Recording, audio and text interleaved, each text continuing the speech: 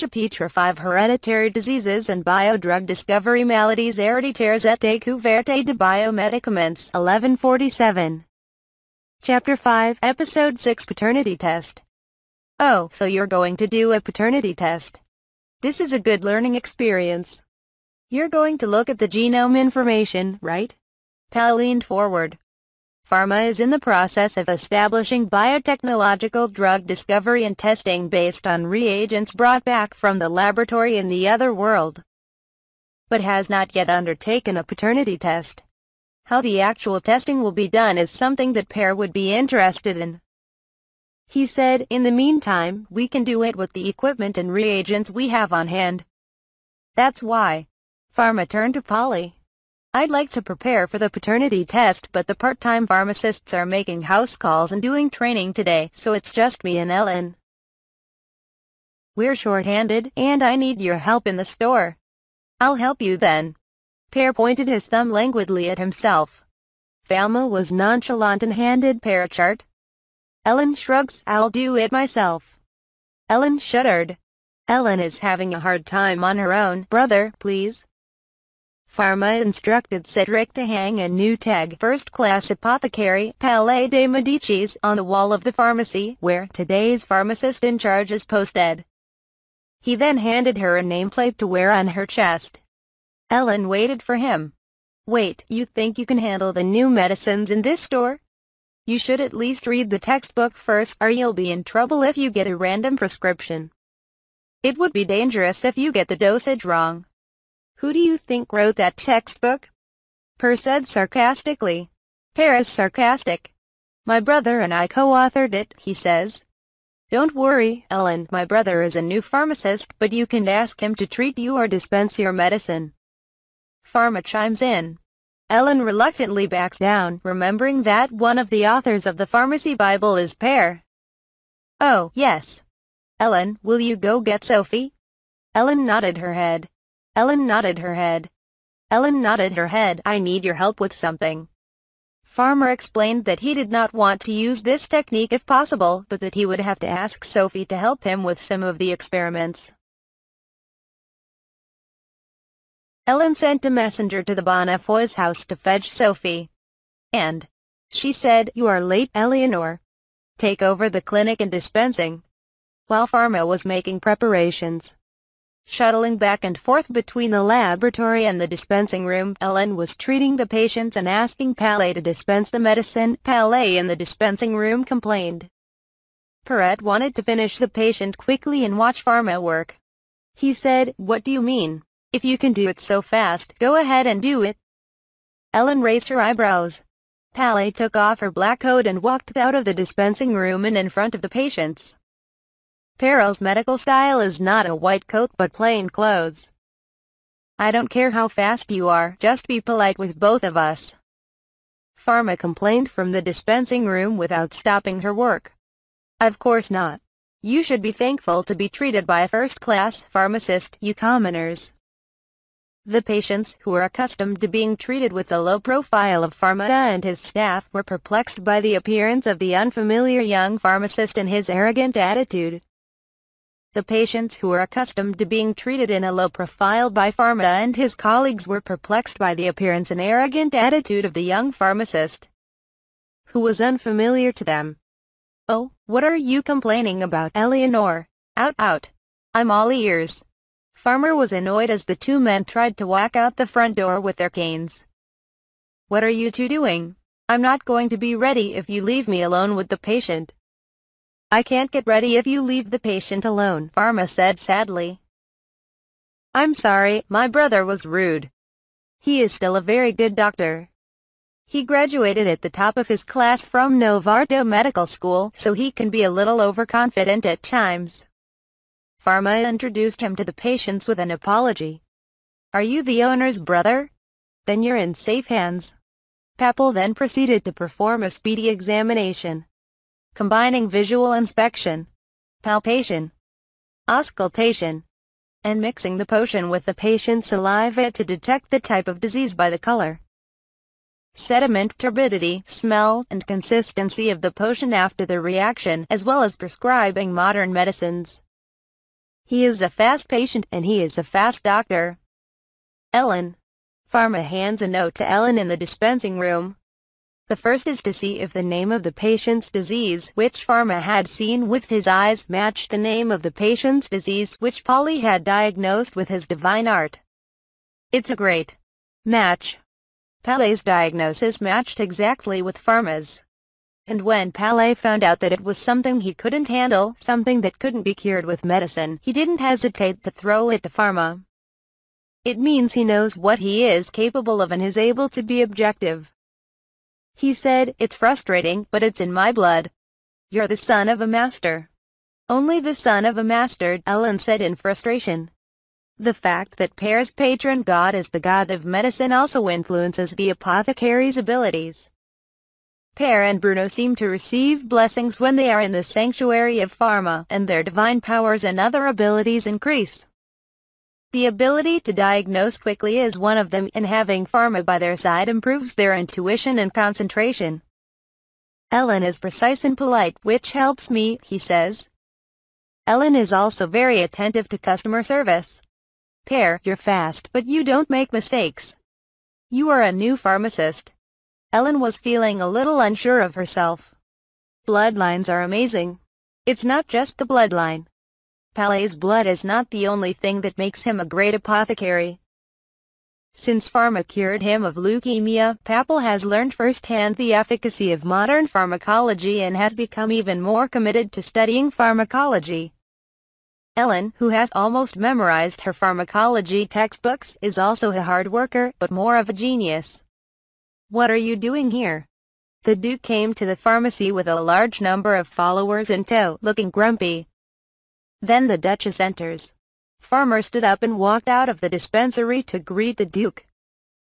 "I am the court apothecary Pharma and I am here to help you." "My name is Pharma, the court apothecary, and I am the owner of this store." They bade each other farewell. "At your wife's request, we will be conducting a paternity test between you, your wife, and your child. We will be impartial. Are there any witnesses?" "You are the son of the noble lord, the emperor's chief apothecary." Perhaps it was because I said here and there that the Duke's words lost their crispness. The name and face of Pharma were well known at the argument, and he was also acquainted with Pharma. He led the group to a curtained-off counseling booth and sat them down. "The parents and their children's appearance is subjective," he said. "So, let's find out what the blueprint of the human body looks like." "The blueprint. Rub the inside of your cheek with this cotton swab for 2 minutes. No force required. The baby should be swabbed by the witness." Pharma placed the oral mucosa cells swabbed from the 3 witnesses on a glass slide with their names clearly written on it so that we could identify who they belonged to. Set it on the stage of the microscope and showed the cells. He set them on the microscope stage and showed them. That is a cell, meaning a small room. The body of every animal is made up of these individual cells. They are the smallest unit of living things. See. Inside the cell is the nucleus, which contains what is called a chromosomal chromosome, which is stained when immersed in dye. Chromosomes are made of a substance called deoxyribonucleic acid, or DNA.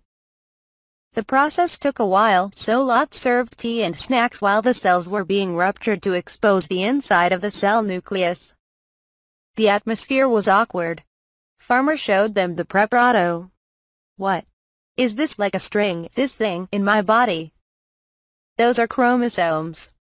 The Duke looked through the microscope, his tongue curling at the sight of the purple-tinted X-shaped chromosomes. He and the baby watched anxiously. Chromosomes are arranged in order of size, and are referred to as chromosomes in numerical order.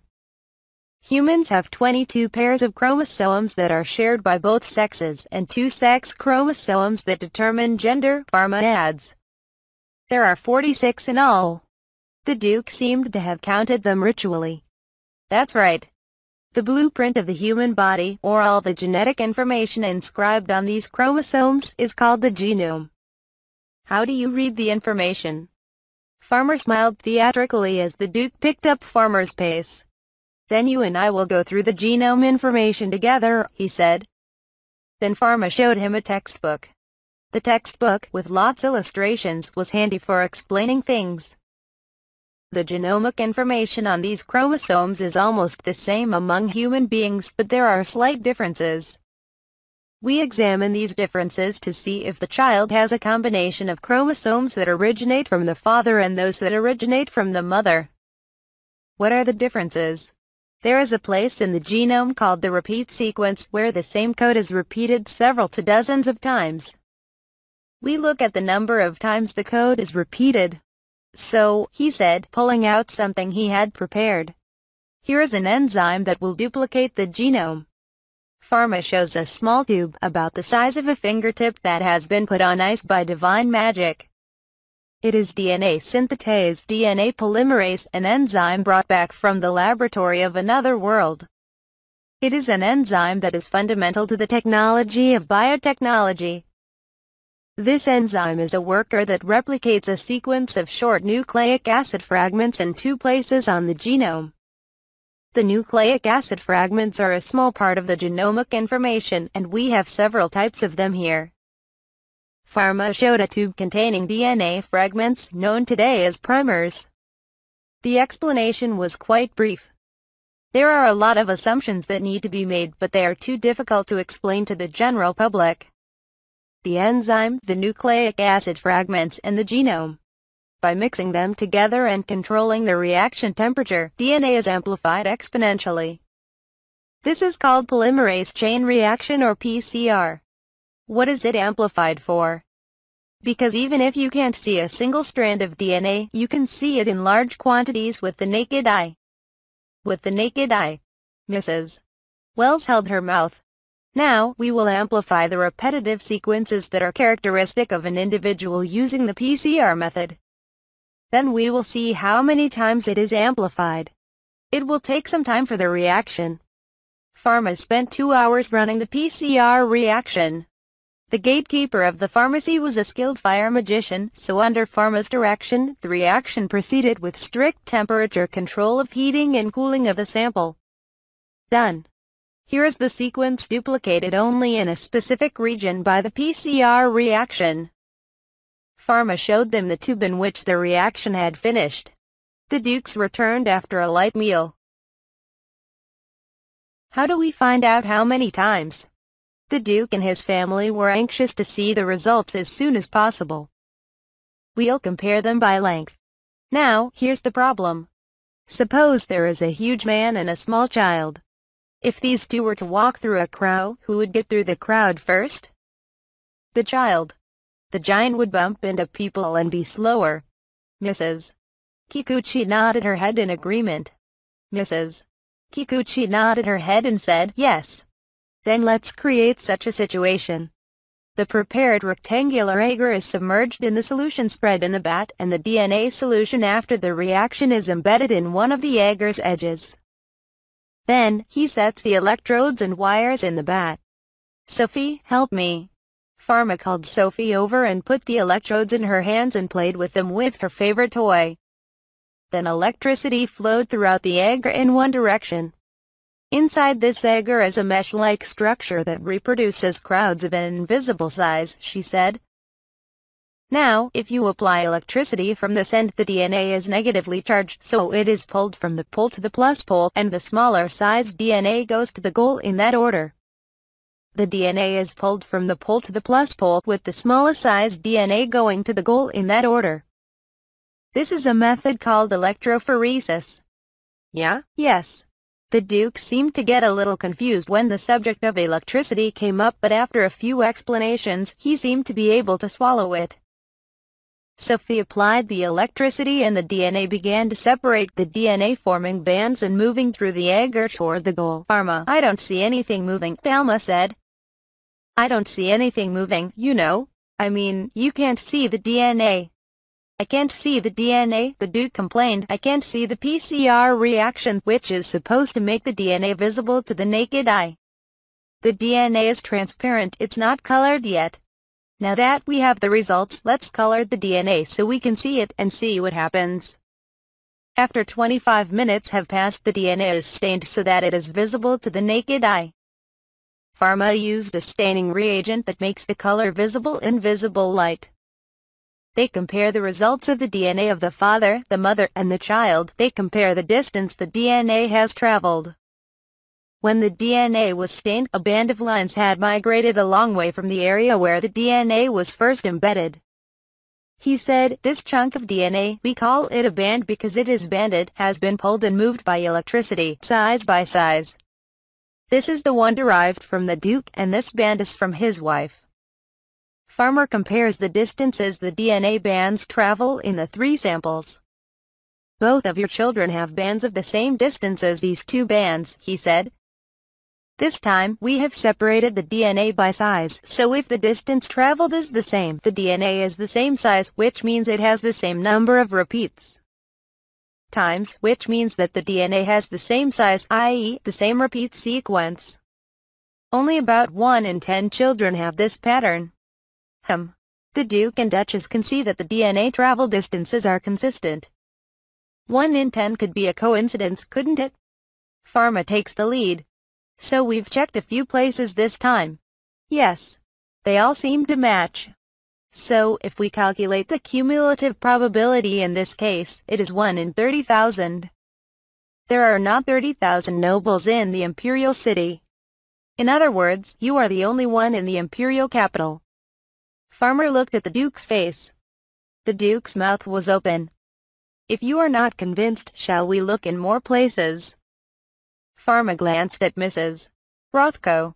"I'm sorry," he said. "I'm sorry. I'm sorry for the terrible things I said." The Duke apologized for his doubts and the heartless words he had spoken to her. She was moved to tears by Farmer's vivid proof. "It's your baby. There is no doubt about it. Hold him." The wife brought the baby closer to the Duke, who had never tried to hold the baby.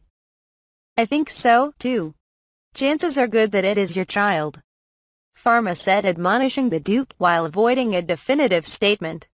"Let's give him a name." The Duke picked up his child awkwardly but fondly. He watched the 3 of them leave the pharmacy, cuddling close together. The lady paid Pharma a hefty sum for her services. Pharma gratefully accepted. "Again, you owe me a debt," she said.